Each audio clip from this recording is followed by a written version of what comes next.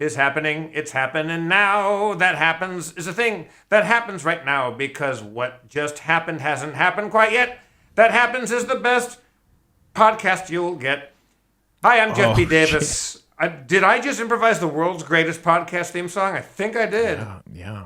Think I fucking did. It's not just Jeff B. Davis. More importantly, we have Spencer Anastasia Crittenden, the game master extraordinaire. He's going to be talking about stuff. He's going to be mastering your games. How are you doing, Spencer? I'm good, and I'm glad you called out that I'm more important than you, because at the end of the day, that's what counts, It needs is to our be said. relative levels of importance. I'm number one on the call sheet, as we all know. Kevin, who's our producer, he prints out the call sheets, so... Your parking space is closer to the Zoom than mine is. I have to walk farther to Zoom. You do. Yeah. Bullshit. But then again, it's merited. I You think are so. the Peabody Award-winning showrunner on Harmon Quest, if I'm not mistaken. And Oh, your, yeah. your series of children's books are sweeping Barnes & Noble's junior section. Not just Peabody, but P-Brain Award, which I think is the more prestigious prize, you know? I won the Pulitzer Award. What? Oh, I had a lot of had a lot of caffeine this morning. What's Pulitzer a pun on? Oh, Pulitzer. Okay, got that. Yeah, got and, that. and poo. Yeah, It works on a lot of levels, Spencer. just like coffee. Spencer, we have a new podcast. I'm pretty excited about it, and I think what we're about to do is save the world one podcast episode at a time. Yeah, I was thinking we save the world by freaking here's a podcast premise. What if we're trying to go to the moon? That could be interesting. What if we adopt that premise, but then drop it after 3 episodes and never really return to it?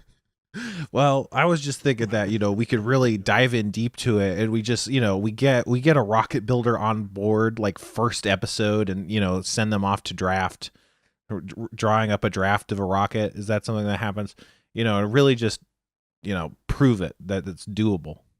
Well, they found water on the moon now, so apparently we have to bring our swim trunks. Damn, they should make swimsuits or like astronaut suits that are swimsuit ones, swimsuit versions. Right. That they can sustain your junk in 0 gravity or 1/6 Earth's gravity, whatever it is.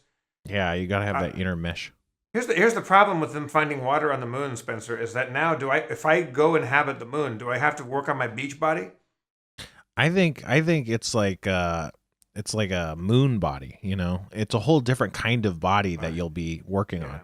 Because I'm kind of getting that COVID beer belly because I'm mostly subsisting on beer right now during the COVID crisis. And I don't gain weight anywhere else except in my face and in my paunch. I got a little beer belly. Mm-hmm. And I'm not sure that 0 gravity is going to help that. I'll just be kind of jiggly and floaty, like some sort of weird, like, aspic. Well, I think it could be good, like in those cartoons where you suck in your gut and then it goes up to your chest and then you have like this big, bulky chest. In space, that might happen naturally. I guess there's only one way to find out. We got to go to the moon. We got to go to the moon. Do we have to ride in one of like Richard Branson's douchebag mobiles? Or because didn't they all die? No one's died yet, apparently. Or did a couple people die?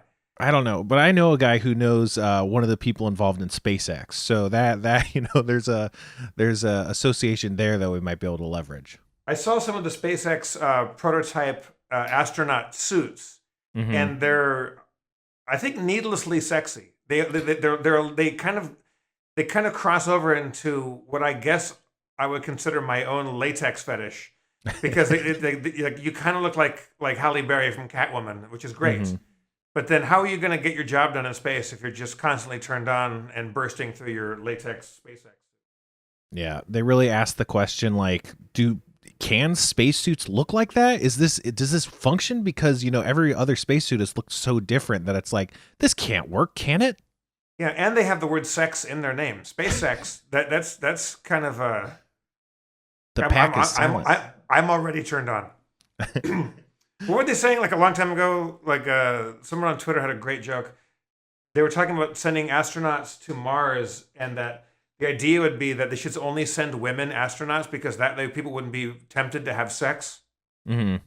And every lesbian I know fucking died laughing. It's like, yeah, there's no way the women wouldn't get it on automatically. Yeah. But I think the deal was they wouldn't be creating space babies and, morning sickness and all that jazz. Well, I think they'd get shit done. They wouldn't be ruined by their desire to have sex. It's not like they wouldn't have it, but it wouldn't destroy the foundations of space society necessarily. Do you think you and I, Spencer, let's say you and I were contracted to be the first two people to go to Mars, and it was a 2-year mission. How long do you think before you and I are just straight up banging? I don't know, man. How long did you last? I could last. I've lasted longer than I even feel comfortable talking about. Without too much of a problem. So I think I'm good. But you realize that you have incredibly sexy armpits. So I'd be tempted to go to town. Pretty soon. And they say that in space, no one can hear you cream. We'll be right back after this ad. Spencer, off of that terrible joke, is it too early? We're just starting this, and you and I have talked about the idea of us playing D&D together, where you are the dungeon master, and I'm basically the only character to begin with, right? Mm-hmm. And then maybe we have guests later on, or you play NPCs or whatnot. Yeah. But I just asked people like 10, 15 minutes ago to give me suggestions for my character, a race class situation. Do we want to go through this right now, or what do you think? I think it's too early, but I think this is a special moment in podcasting where I think it might be okay to get into it too early. Does that make sense? Look, we can just tease it. We can just let people know that you and I are going to talk about other things for a while. But eventually, I'm going to call through all of the suggestions. There's lots of words I've heard. I'm not familiar with what a tiefling is. What the fuck is a tiefling? It's kind of like a demon kind of hybrid person. They often have dark complected skin, like red skin or pink skin, and then they also often have like ram horn kind of, horns of various sizes. Are they kind of humanoid, or what are they? Yeah, they're people. They're kind of like devil people. Like the devil, he kind of points you, or he holds a trident or a pitchfork, I guess. Okay. It's that kind of vibe. Yeah, you want to toss out a couple just as a teaser? Let me go through what we got. My friend Dilip Rao, do you know him? He's an actor. No. I'd love to. He suggested drow druid. What's a drow? A drow is a dark elf. They typically live underground and have kind of like black or sometimes navy blue skin, and then like white, like milky white eyes, like glowing white eyes. One of the most famous D&D characters in history, Driz Do'Urden or whatever, is a drow. And drow are also the center of a controversy that's been tearing through the D&D world about racism in Dungeons and Dragons, where drow are typically depicted as evil and malicious and cruel. But, having a whole race of sentient creatures that all behaves one way is problematic and echoes racist tropes in society. And so there's a lot of reckoning with that right now. So, Dilip, my buddy, says drow druid, period, wyvern rider. What's a wyvern? A wyvern's like a dragon. It's kind of like a dragon, but like whereas a dragon has more like limbs, they often don't have arms, just kind of like back legs and a tail. They're kind of more serpentine, but still, they got wings and they're draconic. So if I'm a wyvern rider, that means I'm riding this dude around town, like that's like I'm a cowboy riding a weird dragon. Yeah, you'd have to probably learn how to become a wyvern rider. I don't know if you'd start out with the capacity to ride, because they're a powerful monster. It would be like Charles the Blue Dragon. It's overpowered. Yeah, well, Charles I rode because I made a saddle out of Virch skeletons. And also I had to No, go ahead. Finish your Oh, thought. I had to nerf him. He couldn't be around all the time. I had to come up with excuses for him to leave and stuff because you can't just have like a full ass dragon like fucking around. He'd just blast everything. Right. I didn't know that. I would have kept him around more. No. Derek Mears, our friend from kickboxer fame, and from you know him as the man behind the hockey mask as Jason Voorhees in the most recent Friday the 13th films. He just said two words. I'm assuming he just meant a name. It says Tabaxi Swashbuckler. Tabaxi a thing? A tabaxi's a cat person. Like a cat man. Person? Yeah, and a swashbuckler is like a duelist kind of swordsman with flair. Okay, that's going right up into my the top of the list right now. Sure. I might have to look into Tabaxi Swashbuckler. I can already see the fan art of like a sexy Jeff cat. I am a sexy. Yeah. It's almost not even fan art. It's just photos. You and I go to the moon. I think we don't even make it to the countdown. I think you and I are fucking already giving unsolicited HJs like on the launch pad. Wow. Yeah. I mean, I'd be like, hey, I'm actually trying to focus here. You'd be like, come on. Yes. T-3, 2. Queer Beholder. Someone on Twitter named Queer Beholder. Okay, great. Says Azamar Warlock. Are you familiar with the words Azamar? Yeah, so a tiefling is like a devil man, right? And Azamar is more like an angel man, kind of. It's like they have angel divine, celestial kind of blood. They like an angel or celestial is usually formed some sort of sexual union with a human, and their descendants become Azamar. Okay. What was the other word? Warlock is up there. Warlock. And then warlocks are... So can you be an Azamar? Is Azamar and Warlock, can you be an angel person and a warlock person at the same time? Yeah, but it's a bit of an interesting conflict because, warlocks typically form contracts with demons or other powerful, unknowable forces like Cthulhu-like beings or whatever, and that gives them the power to shoot lasers. I'm a little intimidated. Combined with my laziness to be a magic user. Sure. Because you got to know a lot of stuff, if you're using spells and all that stuff. Yeah, warlocks are easier than other magic users, but I would still say, yeah, we might want to not go with magic. Someone says, Owl Ghoul, former town hall aide who turned to dark arts. I think that's a name, probably. Yeah, Owl Ghoul is a name. Let's see what else we got. There's been a few people who've suggested that I play a bard because they want me to sing songs and whatnot. Bards are great, but they are magic users, so just be aware of that.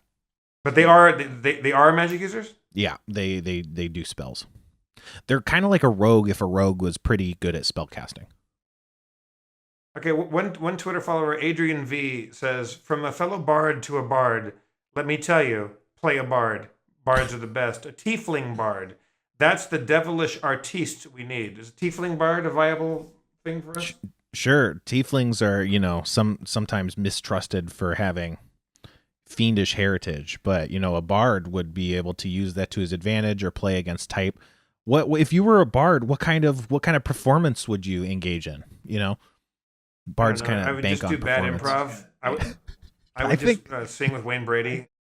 I think an improv bard could be fucking awesome. I've heard of comedian bards or bards that like breakdance. And so it's like you do a breakdance and it's so inspiring that it heals someone or something, But that could be, I think improv would be really funny.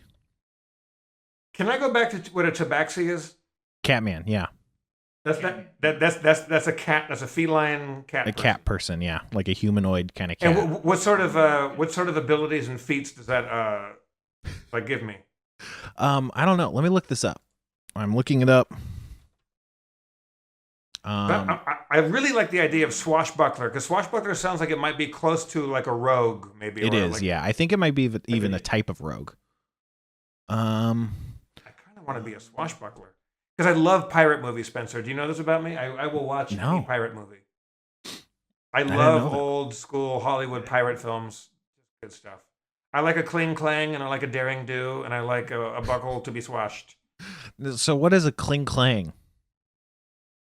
Cling clang is the sound of two cutlasses clinging and clinging into each other Of as course. boarders are being repelled and the mizzen mast is being half railed and the poop deck is being Swabbed. fiddle beaked.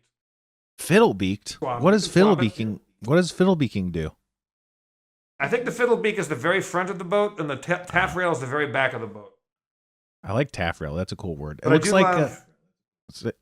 like love, tabaxis have feline agility and cat's claws. So there you go. oh fuck yeah! So Derek Mears, I mean, this sounds like insider trading, but like a lot of people who I don't know on Twitter have given me very good suggestions. But I'm using my friend and ex roommate Derek Mears. Do you know I used to live in an apartment or two with Mr. Mears? Was that the haunted apartment? No, I moved into the haunted Traub apartment right after I moved out of the second apartment I lived with Derek Mears. Derek Mears, for those of you who do not know who he is, and you must know who he is because he's awesome. He's an 8 foot 11 tall, feet hairless tall. man. He has no hair. Yeah. Although I think he's regained some of his hair. He has or had alopecia totalis, which means he's as smooth as whale shit on ice.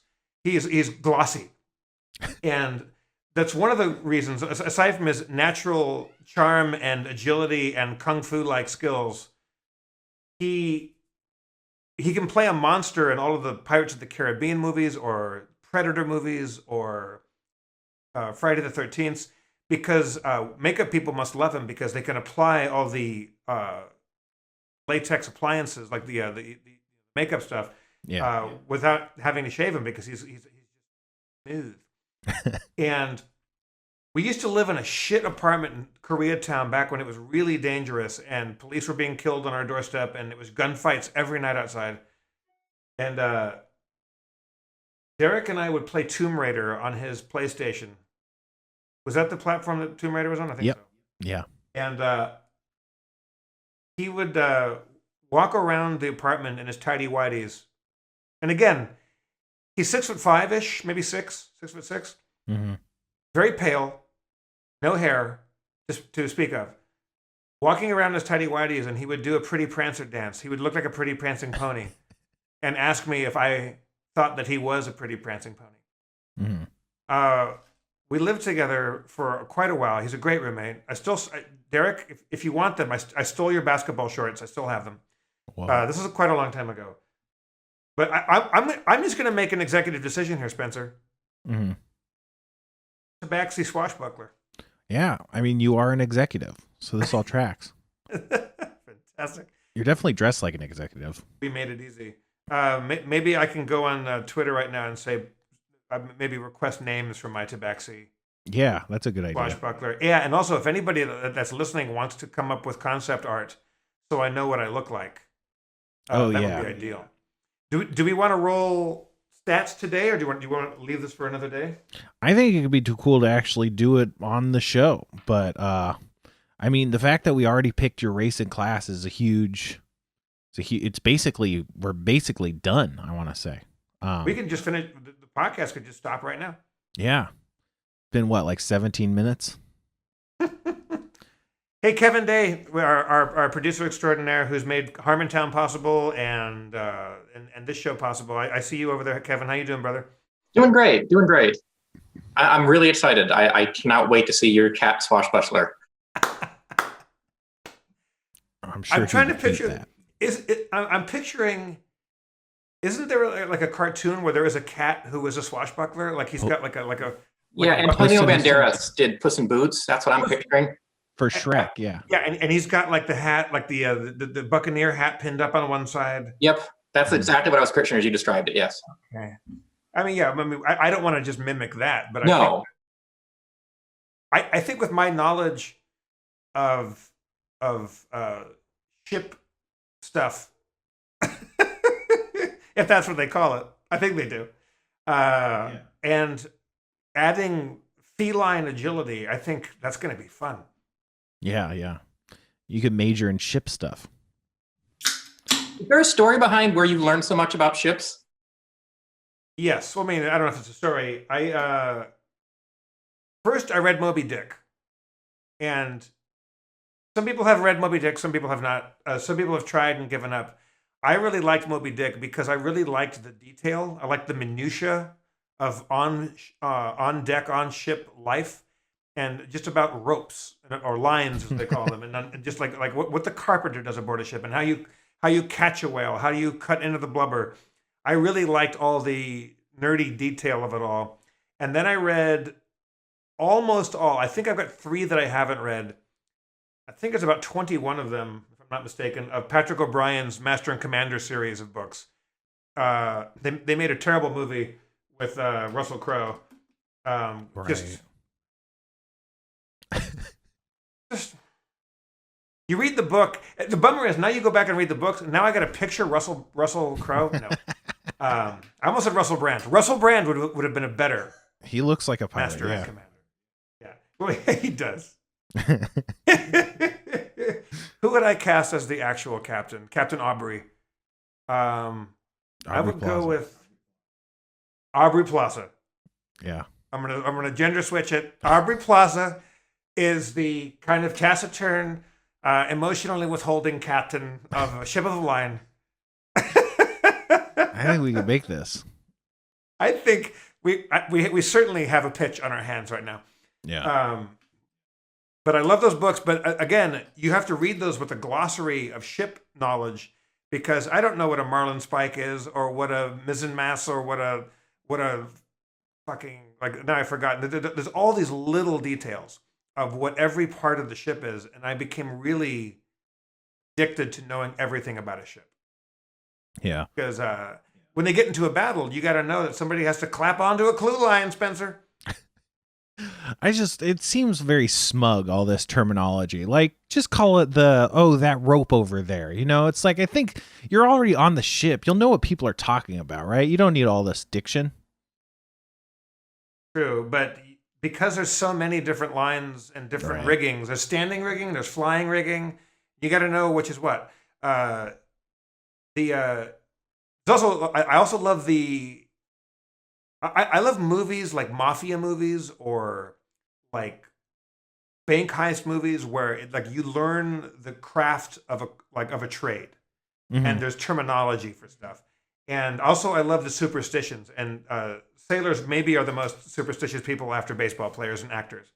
And after? I feel like they're more, right? Well, I grew up doing a play on a baseball field that was aboard a ship, so it's hard for me to differentiate. Yeah.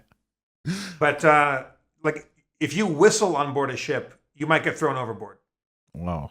Because whistling means that you're whistling up a wind, and if you whistle too loudly, you're basically asking Mother Nature to throw a storm at you and sink your ship. But if you're in the doldrums somewhere and you need some wind because you got a dirty bottom, which means not what you think it means, Spencer. Okay. It means you got some fucking seaweed up on your fucking keel, and you got a faster ship on your tail. It's gonna fucking sink you. You might hear somebody go, like, gently whistle, meaning give us some fucking wind so we can escape. Mm-hmm. Whistle too loud, you're a Jonah. They throw you overboard.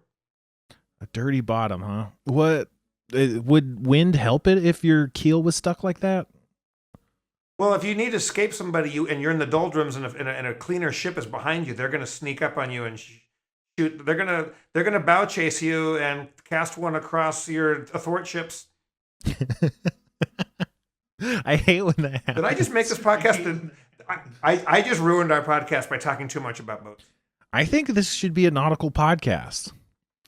All aboard the 7 seas. That's happening, if you please. Do you know about these sea shanties, Jeff? The sea shanties that are tearing up TikTok? I've only known that or witnessed it because of Stephen Colbert's A Late Show. He's been all about the TikTok sea shanty. Was that an actual thing, or did he invent that and that took off?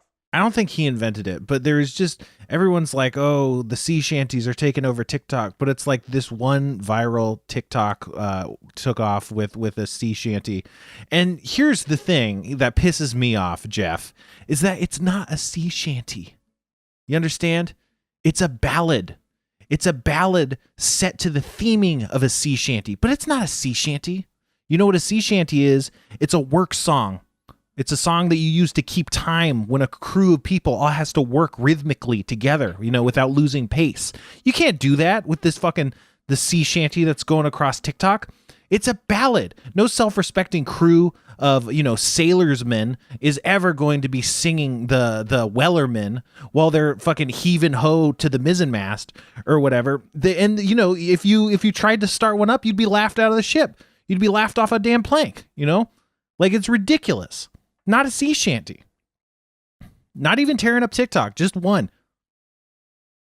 So you're saying a sea shanty can't also be a ballad, the ballad of a seaman that went down with his ship or something like that? You can't also do a sea shanty and also work as a sea ballad? It could, but it would have to be formulated for the purposes of being a sea shanty. Because those have special functional requirements that they'd have to hit that it doesn't hit, So if it's not going to keep time in that way. So if you got a bunch of sailors that are manning the capstan and they're trying to hoist the mizzenmast. Let's just say it. I was going to say anchor, but there was a better word for it. It's been a long time since I've read these books. So you want a song that's kind of keeping the beat. Mm-hmm. So you're heaving and you're hoeing and you're yo-hoing and bottle of rumming and you're getting shit done. And also everyone's singing it at the same time. Whereas in the Wellerman, it has kind of like a lead voice and then a chorus that everyone sings. So it's almost more like a drinking song or something, But it's not a sea shanty. And I will die on this hill of waves. Is that something? Is that a naval term? A hill of waves. That what you've done is you've become Herman Melville, and you've described the sea as mountainous, and that's now you become literary. Look ahead, look. I know one. Here, I know one sea. What I think is a sea shanty, but you tell me: is this a ballad, Spencer, or is this a sea shanty? Now I've become literary. I was trying to get. I'm usually look ahead, look astern. No, I don't know the chords. Look ahead, look astern, look a weather and a lee. Blow high, blow low, and so sailed we. I've seen a ship to starboard and a lofty ship a lee, as we sail along the coast of high Barbary. That sounds like a sea shanty, but I can't say for sure without analyzing the roots. You came in pretty strong with your delineation between what constitutes shanty versus ballad. It just gets me so steamed when someone's like, "Oh, it's time for a shanty," and they bust out a fucking ballad formulated to resemble a shanty. You know what I'm saying? Like, it's just like, get the fuck out of here with that shit.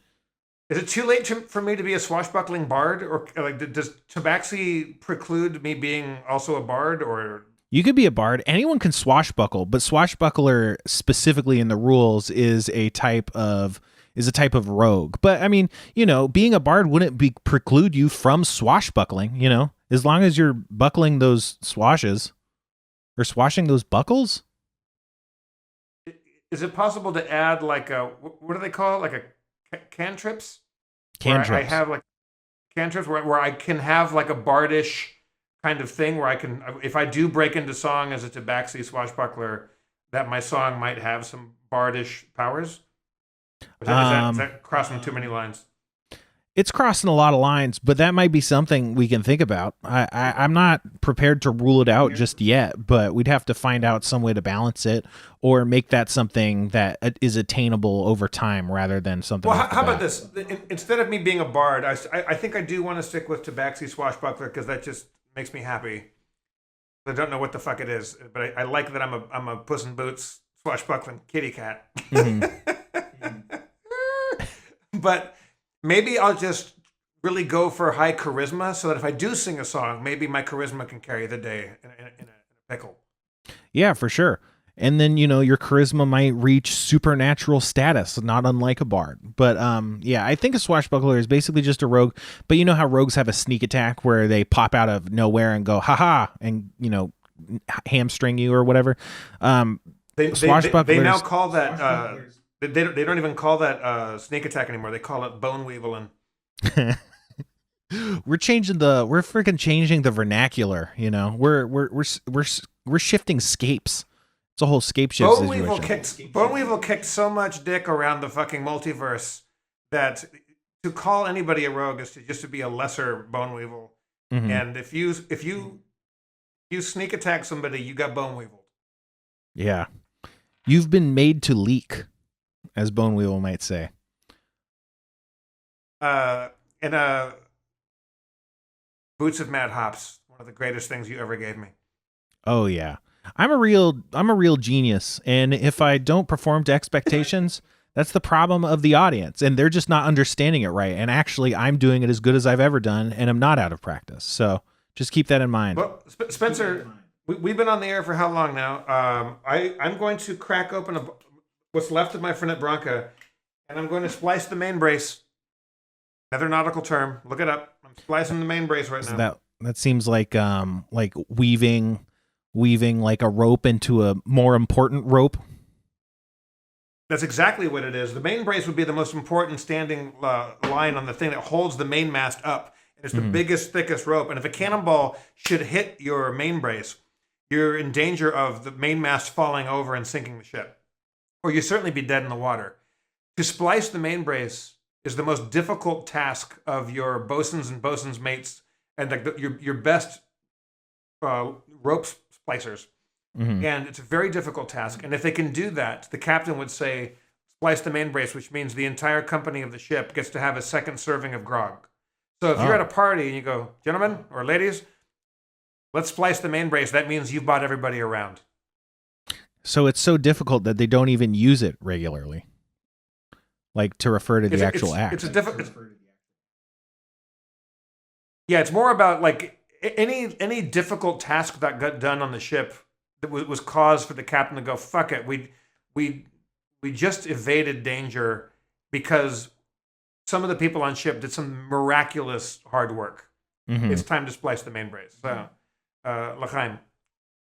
So Jeff is drinking, and Fernet Branca is a sponsor of That Happens Pod. Fernet Branca, were we involved in Vichy France? Don't ask. I think we should maybe re-air the commercial that we did the first time we tried this. Yeah, I think that would be good. We asked the question. I love Fernet Branca, even though it tastes like coffin juice. Where was Fernet Branca during fascist Italy? And 'cause it's been rumored that Hitler drank Fernet Branca, so I'm assuming Mussolini must have sent him some. And we don't know really where the brothers Branca were during the wars. There's this popular shaving company that's like, oh, we're made with German made razors from a German razor factory that's been operational since like 1910. And it's like, okay, so they were supplying razors to Nazis. Good, excellent brag. And also, they were probably doing something different during yeah, different use of their Bavarian steel. Motorworks. Yeah, but Bavarian Motorworks, BMW, makes cars now. They used to make engines for the Luftwaffe. And when the Treaty of Versailles or whatever it was said that you can't rearm Germany, they started making cars. But the BMW logo is basically a spinning propeller, which is basically like, oh, we'll be making planes again in 2 weeks. We'll see you in 1939. You just, declared the Blitzkrieg and we'll be there. That's cool. I never thought about the fact that it was a propeller. That kind of, I don't know. That makes the design a little cooler looking to me. It's like a whirling blade. Yeah, that's. I really have like a fascination with aviation and like military aviation. It's a bummer that all that technology because how many years was it between the Wright brothers and warfare flight? Like 20 years? Not even that. 15 years? We had people up there with machine guns shooting people down over France and Germany. And it was only 30, 40 years before there was a jet engine. Like that's how quickly we went from two dudes flying a kite with a thing on the front and it went 50 feet to jet-powered aircraft. And then only a little bit later we're on the moon. It's a bummer that the military has to propel such awesome technology and we can't do it for fun shit. Yeah, well, obviously you can tell, just once you have flight, it's like, oh, of course, this is going to give me supreme advantage over, anyone else in warfare. But wasn't the problem, or among the problems, wasn't it just that people were like, you can't fucking fly, that's not a thing that can be done? And so like the second they're, the Wright brothers or whatever made everyone look like assholes and be like, actually you can, they were like, oh shit, oh no, we got to get on board with this real quick. And so maybe there's a bit of like compensation happening. Certainly. Yeah, I really, do you ever go to like an old air museum, like, and see like old, military or vintage aircraft? It's like, it's so cool. And then you realize that the instant humans make anything fun, it's turned into a weapon. Yeah. I mean, look at social media. Now it, is a Nazi printer, basically. Exactly. I mean, but didn't we know the day that Twitter started, didn't we really kind of in our muscular DNA, in some part of our deep recesses of our brains, know that Twitter would be weaponized and end up destroying everybody? Not instantly. To me, it was like that tweet by, I want to say it was like Sheldon Adelson or whatever, who's like a politician, who tweeted like, love to go down to the Dairy Queen and get that what. And I was like, oh no, we're doomed. I don't even know what you're talking about. And you know what that what was? Dairy Queen? Yeah, like a blizzard probably. Actually, I don't know. It's not clear. But yeah. I mean, why does my mind instantly go to something dirty? No, Go I down think to that that's Dairy Queen and get that. I'm sure that's what everyone thought, is that he's like getting a hand job in Yes. the bathroom or something. It sounds like somebody's milkshake is bringing all the boys to the yard. Exactly. And that's what he was signaling over Twitter. It's like a covert, wink. But, we joke, but of course the podcast is brought to you today by Dairy Queen. Dairy Queen, try our burgers. We serve them. For some reason, we still think that you might want to eat burgers that we prepare. I'm just reading the copy. When I'm thinking Dairy Queen, I'm thinking beef products. Yeah. Give me chicken tenders and fries. Why else would I be going to a Dairy Queen? It's right there in the name.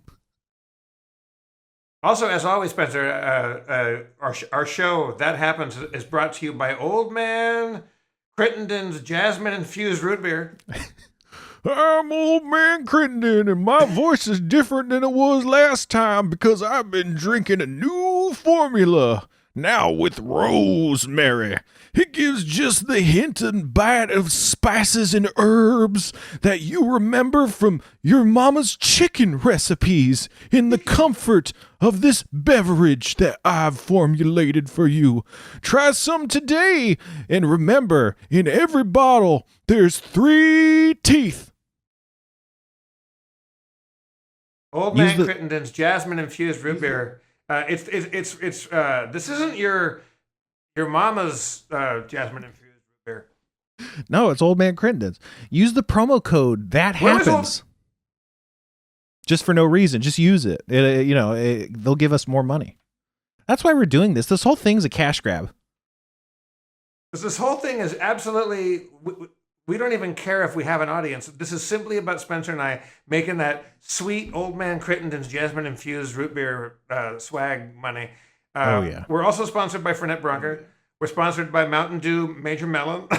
Oh, yeah. I'm personally powered by... like you go to the website, it says like powered by whatever. I'm honestly powered by Major Melon at this point. I had one at the beginning of this podcast.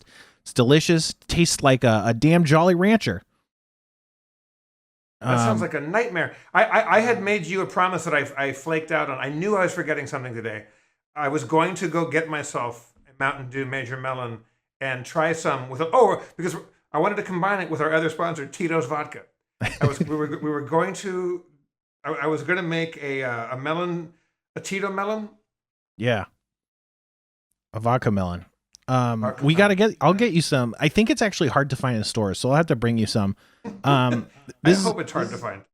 This is a fun factoid that I love bringing out. But did you know Mountain Dew was originally made as a Jack Daniels mixer?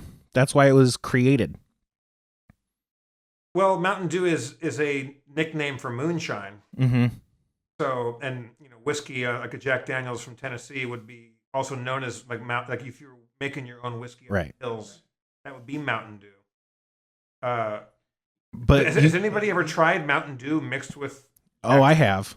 It works in a way that you wouldn't expect, because Mountain Dew, it's like has a sharp kind of rough flavor. It's got all this citrus kind of bite to it, and Jack Daniel's has just a bunch of smoke and kind of like really bitter flavors. But somehow it's like like what did Rocky say is like, Monica, she got gaps and I got gaps, but together we got no gaps, or whatever. Like that's what it is. It like they really lock into place and kind of smooth out the whole experience. And then you throw up and it's horrible because it's like a heaping, an amount of sugar that's obscene. I think Mountain Dew has like more sugar than like most other sodas. But you just get like a ton of sugar in Jack Daniel's, and it is kind of, I don't know, it's wrong and it's right, at the same time. It's very strange. But I used to drink that kind of regularly until I like threw up and I was like, I'm done drinking. Now you said also, Spencer, that recently you've been getting into food, that you're on a culinary tip right now, or at least a Epicurean kind of vibe. Yeah, I mean, to kind of fill out this podcast, I thought maybe we can do segments of like aborted podcasts ideas that I've had. So I've always wanted to do a food podcast, or even like a hot chicken podcast, because Nashville hot chicken is like my favorite way to absolutely destroy my lower intestines. Like there's a lot of competition there for things that are just absolutely going to give me IBS, but hot chicken's definitely up there. I wanted to do a podcast where I just tried different hot chickens and talk about them and rate them and stuff, but I don't know, it never really materialized, but that's kind of my food kick. You ever have hot chicken or vegan hot chicken? Well, no, because I became vegetarian before hot chicken was introduced to the West Coast. I'm sure if I had grown up in Nashville, I would have had hot chicken at some point. Right by my house, there's a vegetarian burgers and on chicken sandwiches place, and they have a pretty good Nashville hot chicken sandwich. So you might want to try that. It's like, I can't remember the name of the company. Say again? Yeah, I was asking you what the name of that place was, because I would like to try a vegetarian hot chicken. That place is called Blazin' Burgers. I was just trying to think of the chicken. Like, the chicken is this special kind of like fake chicken formulation. You know how there's like Impossible meat and stuff?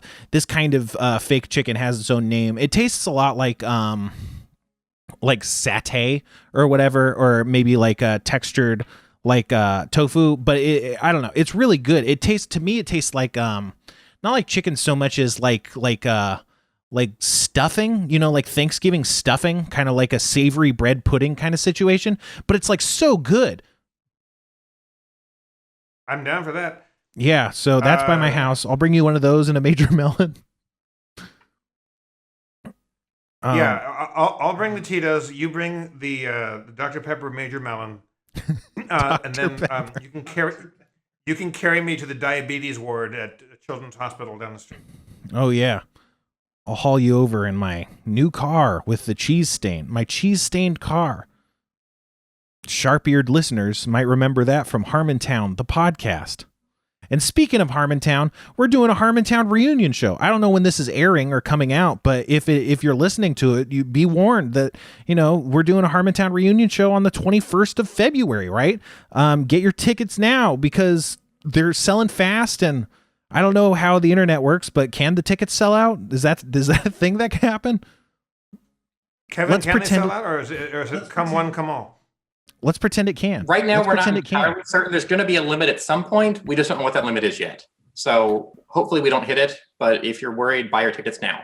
Come break the internet with us. Yeah, go to harmontown.com to get all your info for it. It's going to be me, Spencer, Dan, Rob Schraub, and our lovely guests, Kumail Nanjiani and Emily Gordon, who I know that most of you Harmontown fans would know this already, but Emily is the reason that Harmontown ever happened, because she saw a very sad Dan Harmon walking down the streets of Hollywood after being fired off of his own TV show, and said, hey, do you want to do a podcast in a back room of a comic book store?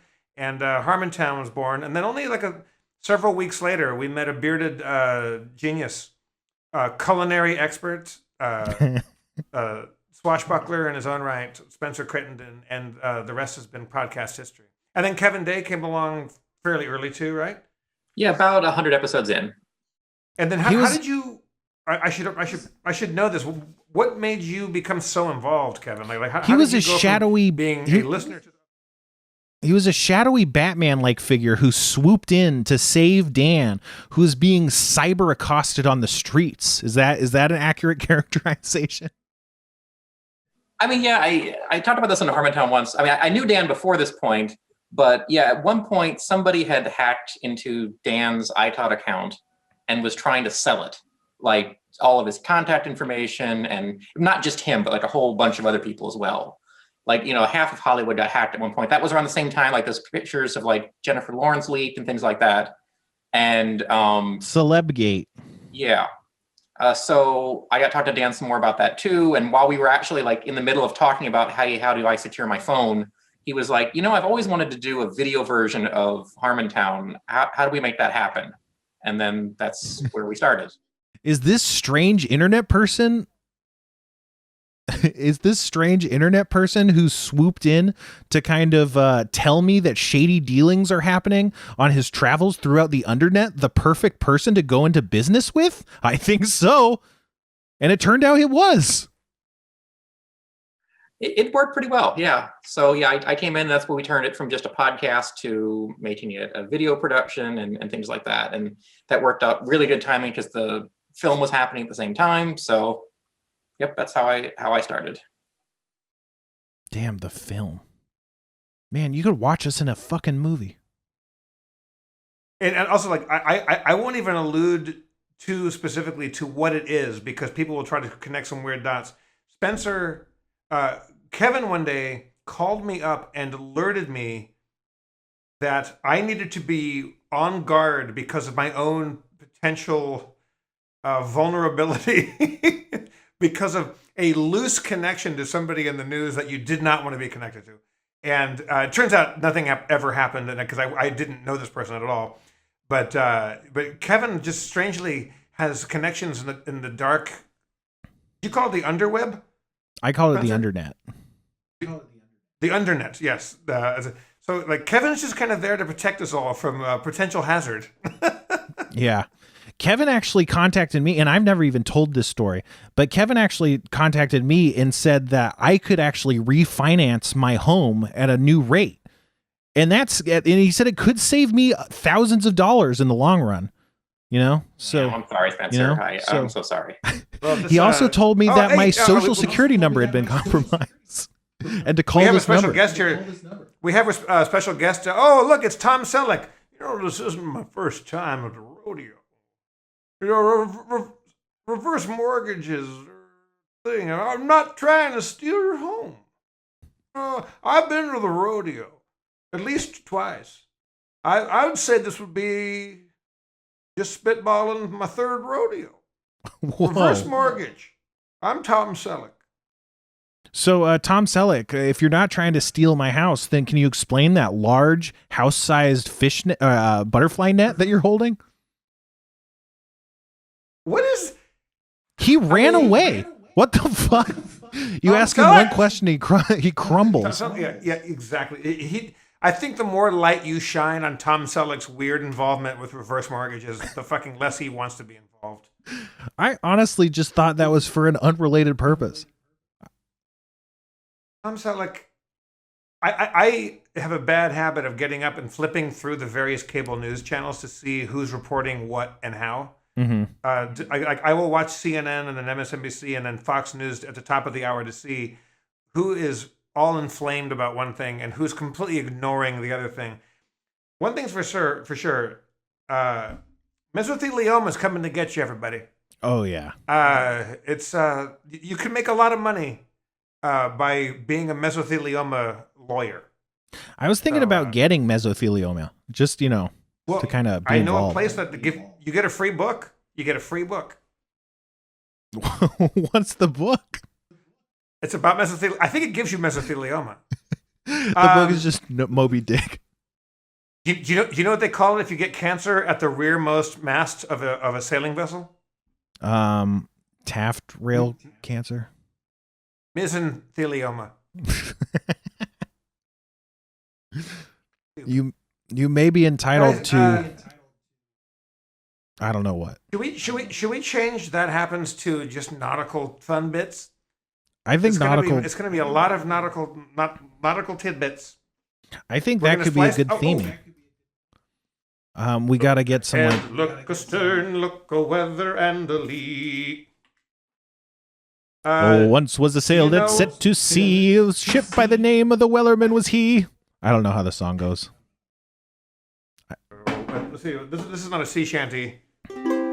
There once was an Indian maid who said she wasn't afraid to lie on her back in the old bear shack and let the cowboys tickle her crack. But I one day, knew to her this was a surprise, it gets dirty after that. I think it was already a problem before that.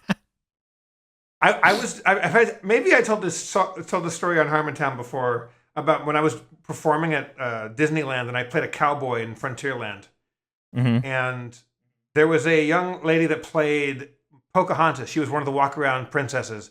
And the gal that played Pocahontas was almost disturbingly attractive. Like, for me, a little over the top. More fathers got pictures with Pocahontas than their children because she was just like kablamo.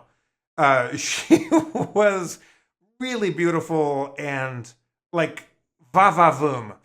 And she came into our dressing room one time. It was me and two other actors, two other guys who did the sketch comedy thing. Have I told Spencer before? Have you heard this? This sounds vaguely familiar, but I think we should retread all these stories no matter what.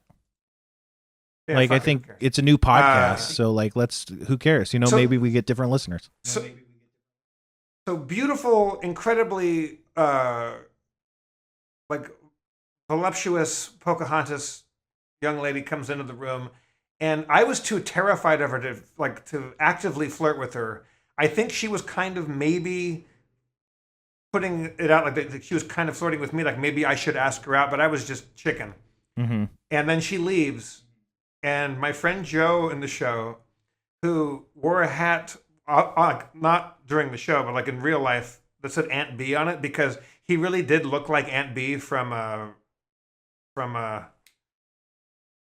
and the Andy Griffith Show. Gay gentleman who looked a lot like Aunt B. And Pocahontas, the actress, leaves our dressing room, and he sings that song. And Kevin, can we bleep something, or do we have the technology to bleep? If I want to bleep, Yes, Could you we can self bleep? okay. Because I'm going to say the word at some point. So Kevin, when I say bleep the word, Well, you're you'll know British, to so bleep I it, think it's because okay. the word comes into the song. Look again. This is not a song that I wrote. I only report this to you as a journalist. Can we So, just bleep this whole song? Distractingly attractive. Just one long bleep.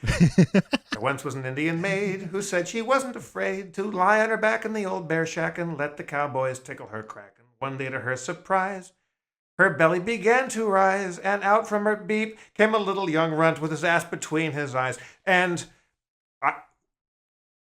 we did not laugh. We did not cheer. We simply looked at my friend Joe and said, okay, that's the worst song I've ever heard in my life. Like, he goes, I don't know how I know this song. I was like, yes, but now I'll never be able to forget it. We're certainly cutting this entire segment out of the show. Well, yeah, to me, it's interesting that you flag just the word as the problematic part of the song. Like, that to me is probably the most acceptable part of the whole thing. I think the whole thing is wrong. I think the whole thing is no good. However, this is part of the rich tapestry of American folk music. Yeah.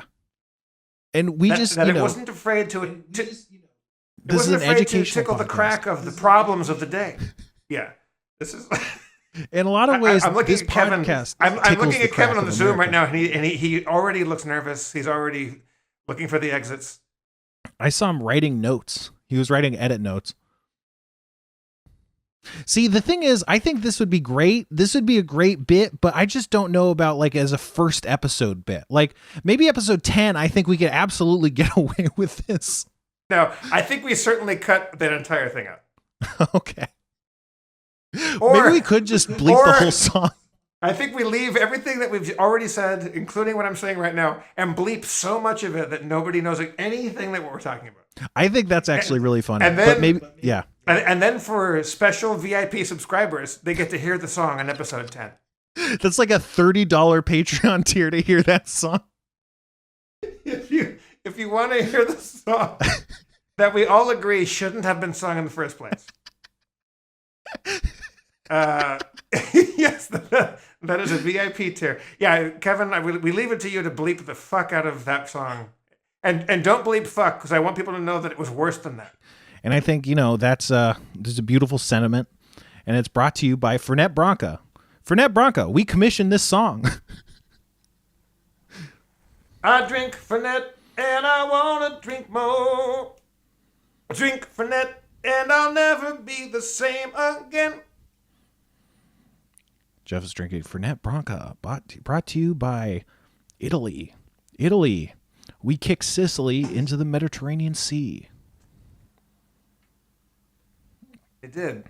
Sicily kind of looks like Italy wiped off some poop off their boot. Yeah, like a rumpled kind of scrap. Italy, it's okay to be racist against us.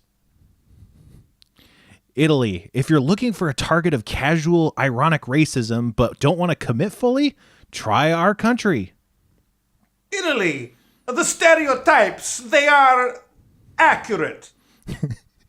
Italy. I was in a cab. Oh, sorry. Go ahead. I want to hear more. Italy, because Irish racism is just doesn't hit the same anymore. Italy, if your car breaks down, nobody's coming because they're busy fucking or smoking somewhere. I love Italy so much. If I could transport myself anywhere right now, I would just be in almost any part of Italy. Maybe not Naples. Naples is a little rough around the edges. But I love Italy so much. The people are fantastic. The food is the best food in the universe. And the women. Have you been to Italy, Spencer? No. Treat yourself. Picture a world where you're allowed to get on a plane without dying of disease, and then go to Italy. Okay. Just go to Florence, and then just look around, and there'll just be a gal going by on a Vaporetto or not a Vaporetto, the Lambretta, Vespa, with a scarf, and you just fall in love with everybody there. It's sexy there. Yeah, it seems like a really cool place, but I also hate Naples, so I guess that's like this podcast hates Naples. And Naples style pizza, I think, is probably bad. But no, Napolitano pizza that's the only way pizza should be made is Napolitano style. No, too wet. I want a big, thick Chicago pizza. Kevin knows what I'm talking about. Oh yeah, Chicago's love that deep dish pizza, and they don't love any other kind of pizza, and they don't resent being associated with it. Kevin, are you a deep dish fellow? I just like pizza of all kind. But yeah, from Chicago, if you don't order the deep dish, you get thrown out of the city.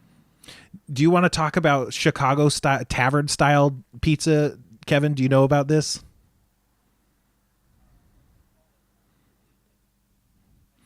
Thin crust Chicago tavern style pizza. That's the real pizza of Chicago. Yes, I do. I enjoy that too. It? Yes. There are a few What's places it like? by there. It's good. It's the crust is different than like a New York style thin, and everybody around here has their own specialties. That's actually what I had for dinner tonight. So yeah. He's so Chicago, and he had it already. Is it the graham crackery crust style that you get like at a I'm trying to think of what's the really famous, like not Uno or Due or you get it's thin crust, but it's still got the crackery crust. Yes, yeah, and everybody has a double dough version of it here as well, where they basically just take two crusts on top of each other, but before they're baked, and somehow it's still a thin crust, but it's chewy and crackery and flaky and all that. Yeah. Man, that sounds like it kicks ass. I'm having homemade pizza tonight at Robbie Falks' house. He's making me. Whoa. Or actually, Donna Falks is making me. Robbie and I are going to eat. Is she making Neapolitan style pizza? I don't know what her what her attack is on the pizza. But again, like Kevin said, I like pizza. You just give me pizza, I'll eat crappy pizza. I will eat store-bought pizza. Oh, Kevin. People who are watching this, not listening to this, this is what I'm talking about here. This is holy shit. Yeah. So it's kind of double how would you describe that? I would say it's bready, doughy, maybe. It looks like 3 pizza crusts kind of ran into some toppings. There's a bunch of sausage and peppers and whatnot. But they're 3 extremely thin, so like it all adds up to kind of like a normal thickness of pizza, or maybe a bit thicker than normal. Yeah. You also start with, cut like, into squares, right? Isn't that a corner piece of like a square cut pizza? Yeah, it's got to be square cut to be Chicago style. Did you make this at the crib, or did you order this from somewhere? Ordered it. Fantastic. Where from? May we ask? Let's. We have a new sponsor. Papa Savarino's, which actually is a tiny chain of like 10 stores around me. Papa Savarino's. Hey, Mama Savarino, it's me, your husband, Papa Savarino. Benvenuto e buongiorno e buonasera. I want a divorce. What I'm trying to say is I want a divorce. Oh, no. I don't want a divorce. Okay, well, my lawyer is going to call you tomorrow. You signed a prenup. I know. It's the biggest mistake I ever made in my life. You know, the only mistake I didn't make was putting too much dough in my pizza. People love the too much dough. Try our pizza today. Papa Zaffarino, if you can still feel your right arm after eating 1 slice, it's free.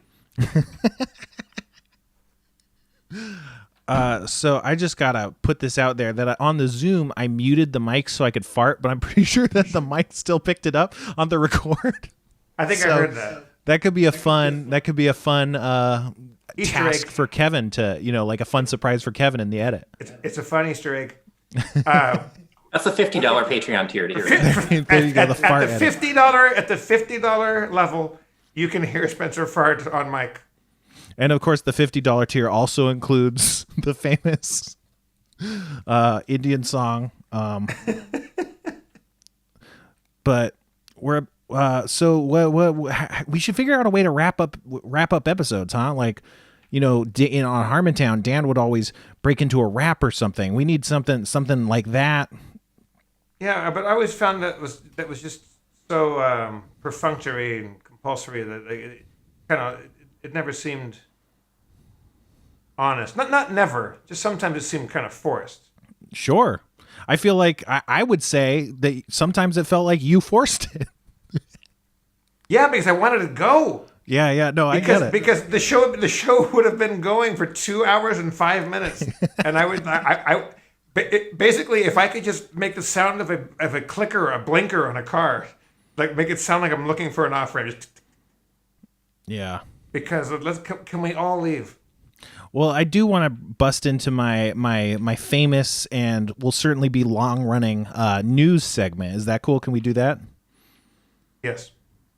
All right. So do we need a song for that? Maybe we can. If you have a song for the news corner, you drop us a line at thathappenspod.gmail.com. That could be fun. Or don't. Who cares? I don't care. Let's give up. Let's stop recording. No, but okay. Do you have a song we could use for, or what would a song, maybe like a ticker tape kind of? Beep, beep, beep, beep, beep, beep, beep, beep, beep, news time. It's Spencer's time for news. That was so good. That's right. It's news time. And so in today's developments, the Nazis are at it again. So be careful out there. And that was me with the news. Beep, beep, beep, beep, beep, beep, beep, beep, beep. That was Spencer's time for news. And now it's we're gonna go to our eye in the sky, Spencer, with traffic. Well, it looks like everything's nice and clear on the 5 South. Looks like we got a bit of traffic on the 101 because it is, the 101. That's just how it is. Folks at home might understand. It looks like on the 134 is actually pretty clear, so that might be a fun route for you. And look out on the 70. On the 70, it looks like there's a large 50-foot man sunbathing on the 3 and 4 lanes. So that could be a bit of fun or a bit bit of trouble depending on your perspective. But yeah, try and stay safe out there. Remember, don't text while driving. Back to you, Jeff. Beep, beep, beep, beep, beep, beep, beep, beep, beep. Spencer, it's time for traffic. And now we're going to go to Spencer Crittenden for Hollywood Beat. Ooh, it's Hollywood Spencer. I'm coming in on the Walk of Fame, baby, and we're seeing what the stars are doing, all the jeers and jonts on Hollywood's famous square. It looks like I see Perez Hilton, who had 2 bags under his arms, and each bag was carrying a small child. Just absolutely hemorrhaging blood from their head. So looks like some method acting, getting into his famous role on the upcoming Child Toucher on Hollywood Moments. Back to you. Beep, beep, beep, beep, beep, beep. Spencer on Hollywood Beat. And final news items. We got Spencer Crittenden, our resident chess guru. I understand the last move that we made in our chess game, and I know our fans have been following along. We were nearing the end of the middle game, going towards the end game, and it was Black's move. Do you have a move for us, Spencer? I think we gotta go with knight to queen's knight to k4 as part of our kind of ongoing movement to set up the queen's gambit, which is a real chess move, and it's really important. And it first popularized by that Elizabeth Harmon. In the Queen's Gambit, but it turns out to actually be a stunning 2-pronged attack that has absolutely devastated opponents from Bobby Fischer to that one Russian dude. So stay tuned to see if we can pull that off. It's taken the chess world by storm, almost as much as weird little kids with like Indiana Jones costumes. Back to you, and Jeff. You can see the new podcast about Spencer's new chess podcast called Elizabeth Harmontown. Oh. So, yeah, shit. I don't know. Hey, watch this, Spencer. I'm going to blow your mind right now. I'm going to blow your mind. Because I don't know if I'm a comptroller anymore. I don't know what my title is. I know that I might be a swashbuckling kitty cat at some point. But I'm going to do something that I think might impress you. Okay. That's the end of the show. That's all you got to do. All you got to do is say that's the end of the show, and then we roll some credits. And Spencer, you take out some of those paper towels in the background, and Kevin eats his pizza roll of bread. that looks like a tampon. You could take that pizza and actually like use that as a shillelagh and beat somebody down with it. The pizza weighs probably 20 pounds. Yeah. Okay. All right, everybody. This is from your lovely Spencer Crittendens and your Kevin Days and Jeff Davises. We appreciate you being here. I don't know exactly what happened, but I know that whatever happened, it was that. Is that something? I don't know. Check us out. Do us That Happens Pod on all the socials. Do standard podcast stuff. Rate and review. Whatever the fuck. Shut up. Go away. We're done. We're done with your ass. And check out Harmontown reunion show February 21st. Go to harmontown.com. And if you want to see me on a show, we're doing Who's Live Anyway. Go to who'sliveanyway.com to find out what we're doing. And other than that, we will see you on the flip flop.